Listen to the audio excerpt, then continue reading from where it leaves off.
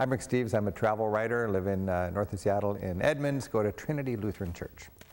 Well, I think the oldest possession I have in my life is the little Jesus the shepherd rescuing little sheep that I got when I must have been in Sunday school in first or second grade, and I keep that with me.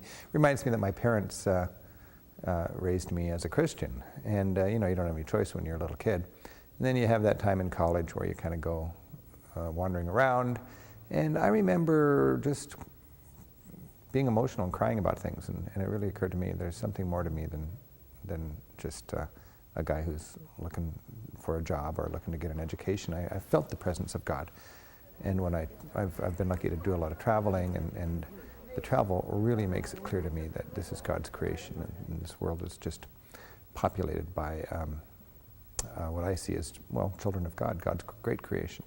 And I really feel like travel carbonates your awareness of everything. And when you look at it as a Christian, the variety you celebrate, the hardships you feel, the love you're so thankful for, and the opportunities you embrace, it just gives life a lot more meaning when you are excited about the world and when you look at it as one of God's children.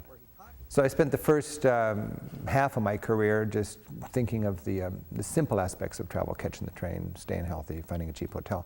And then in my travels, I went to, well, mostly the developing world, in India and Morocco and El Salvador, Nicaragua. Those are the places where I really realized, wow, there's a drama going on here. There are people struggling against structural poverty, and I'm connected to that. I really felt I was connected to that. And I started thinking about our faith with the perspective of somebody in the developing world, in part because I was very inspired by the strength of the faith of the people that I met in the poor world.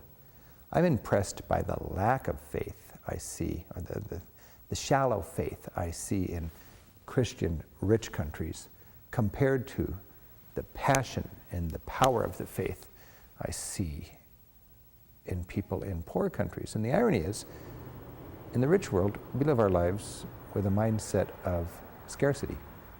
And in the desperately poor world, the people I met lived their lives through a mindset of affluence, of abundance.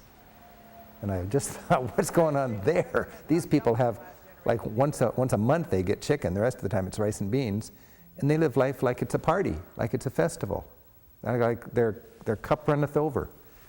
And in our society, in my world, we're worried about, you know, insurance and long-term security, and where am I going to go on my vacation? And it's very poignant.